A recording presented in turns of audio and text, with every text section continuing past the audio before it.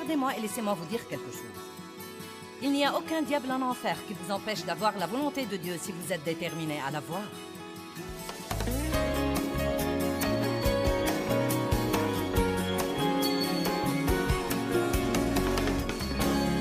Combien d'entre vous comprennent l'importance d'avoir une attitude agressive? Levez-vous le matin et ne laissez pas la journée vous contrôler. Contrôlez-la vous-même. Levez-vous et ne laissez pas vos circonstances vous contrôler. Vivez toujours de l'autre côté de ces circonstances. Au beau milieu de vos circonstances, dites toujours « Je suis plus que vainqueur ». Au beau milieu de ça, dites « Je suis plus que vainqueur ». Et même en ce moment aujourd'hui, bien que je ne vois pas ça, Dieu travaille en ma faveur et la victoire est en chemin.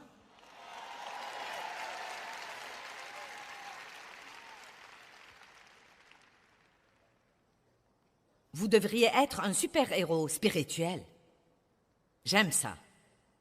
Le monde a désespérément besoin de bons exemples. Mon mari a été un héros pour moi. J'ai observé sa paix, j'ai observé sa joie, et plus que toute autre chose, j'ai observé sa stabilité. Le seul fait d'être stable amène les gens à vous admirer et à vouloir ce que vous avez, parce que nous n'avons pas beaucoup de stabilité dans le monde aujourd'hui. Nous avons ces hauts et bas un peu partout, et tout est dysfonctionnel et bizarre au maximum. Mais Jésus est le même hier, aujourd'hui et éternellement, et il veut que nous ayons la stabilité dans nos vies. Romains 8, 31. Si Dieu est pour nous, qui peut être contre nous? Si Dieu est de notre côté, qui craindrons-nous? Qui peut être notre adversaire si Dieu est de notre côté? Qui croit que Dieu est avec lui et qu'il est de son côté? Bon, à ce moment-là, vous savez quoi? Quoi qu'il arrive dans votre vie, vous pouvez lever vos têtes et dire « Je ne sais pas ce que fait Dieu, mais je sais vraiment que Dieu s'occupera de moi. » Et vous devez verbaliser votre foi en Dieu. « Dieu, je te fais confiance, je te crois. » Ne parlez pas de vos soucis et à quel point tout est terrible. Parlez de ce que fait Dieu. Parlons de ce que fait Dieu beaucoup plus que nous ne parlons de ce que fait le diable. Pouvons-nous faire ça? Et ensuite, Romains 8, 35 à 37.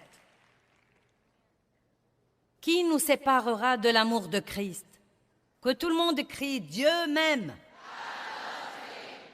La souffrance, l'affliction, la tribulation, la calamité, la détresse, la persécution, la faim, le dénuement, le péril ou l'épée. Ne laissez pas vos problèmes vous séparer de l'amour de Dieu. Certains traversent des choses terribles en ce moment. J'ai vu beaucoup d'entre vous pleurer pendant l'adoration. Et je sais que cela indique parfois que vous avez une douleur dans votre vie. Et le fait que Dieu vous ait touché pendant l'adoration vous donne un peu d'espoir. Et nous sommes ici aujourd'hui pour vous apporter l'espoir, pour vous aider à savoir que Dieu vous aime et que vous avez tout ce qu'il faut et que vous pouvez tout faire par Christ qui vous fortifie. Vous pouvez le faire. Quelles que soient les choses auxquelles vous vous heurtez ou vous devez faire face, vous pouvez le faire. Dieu est de votre côté. Il est avec vous. Il est en vous. Il est pour vous. Oui, le diable a la puissance, mais vous avez la puissance et l'autorité. Et il y a une grande différence là-dedans. Mais elle ne vous servira à rien si vous ne l'utilisez pas. Vous devez utiliser l'autorité que vous avez.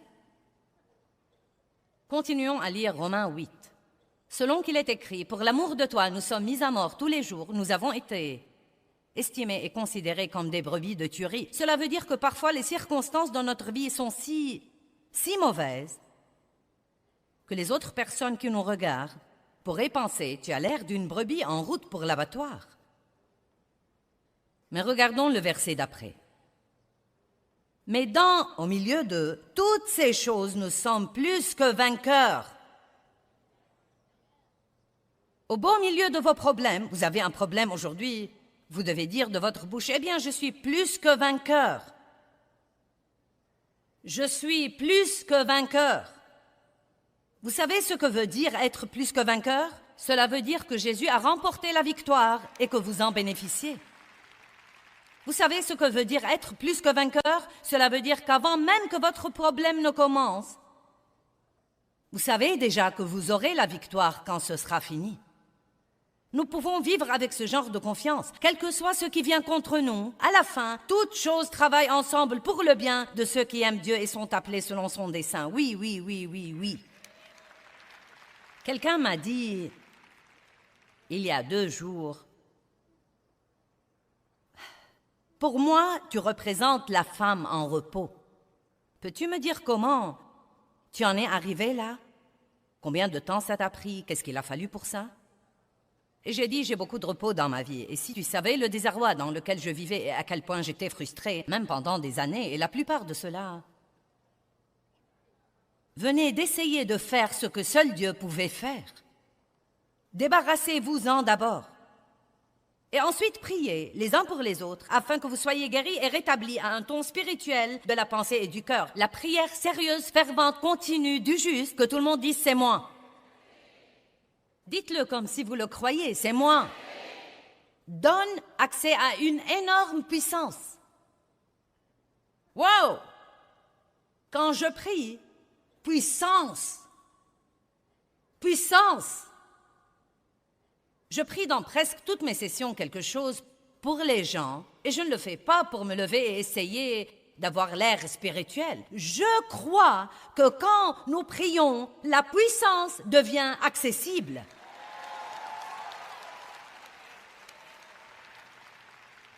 Vous vous levez le matin, vous dites, Dieu, je te demande de me protéger aujourd'hui, de protéger ma famille. À ce moment-là, un groupe d'anges est immédiatement mobilisé pour vous protéger. Eh bien, j'ai prié ça et j'ai eu un accident. Eh bien, vous n'êtes pas mort.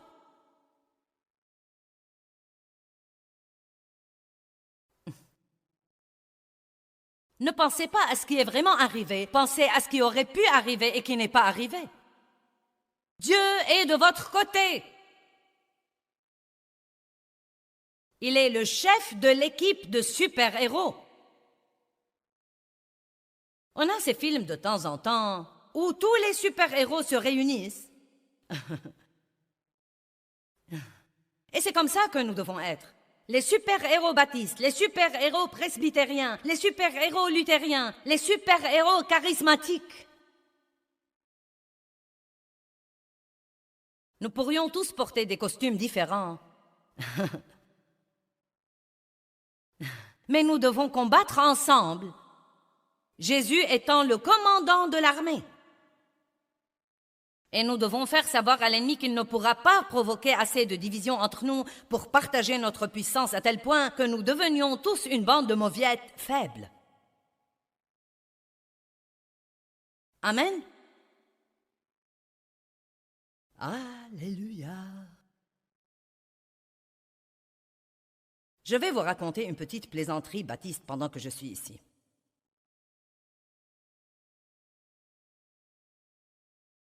Vous dites, qu'est-ce que tu as? Au milieu de ton message, tu vas raconter une plaisanterie?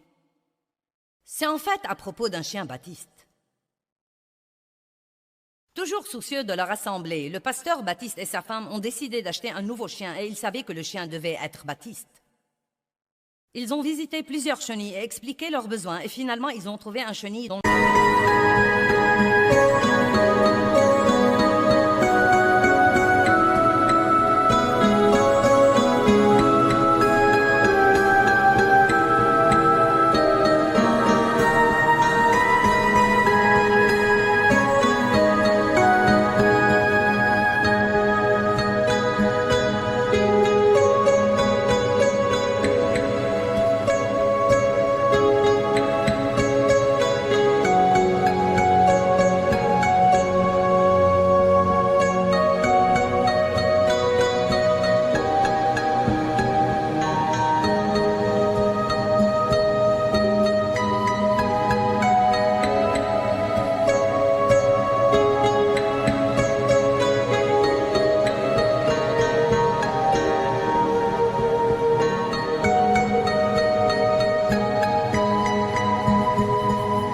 Le propriétaire leur a assuré qu'il a le bon chien. Le propriétaire leur a présenté le chien et il a dit au chien, va chercher la Bible. Le chien a bondi vers l'étagère à livres, a scruté les livres, a localisé la Bible et l'a apportée. Trouve-moi maintenant le psaume 23, a-t-il dit au chien. Le chien a laissé tomber la Bible par terre, a montré une dextérité avec ses pattes, a feuilleté la Bible et a trouvé le passage correct. Et l'a désigné avec sa patte. Le couple a été si impressionné qu'ils ont acheté le chien. Ce soir-là, un groupe de membres d'église leur a rendu visite. Le pasteur et sa femme ont commencé à exhiber leur nouveau chien Baptiste et à lui demander de localiser plusieurs versets. Les visiteurs ont été impressionnés et un homme a dit « Ton chien peut faire des trucs réguliers aussi ?» Il a dit « Je n'ai pas essayé ça, essayons maintenant. » Donc le pasteur a montré son chien du doigt et il a dit « Au pied !» Le chien a bondi sur une chaise, a mis une patte sur le front du pasteur et a commencé à hurler « Ouh !»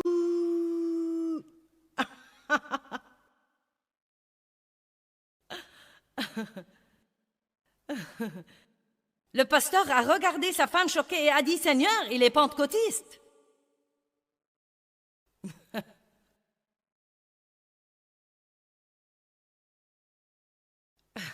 Ouh, alléluia!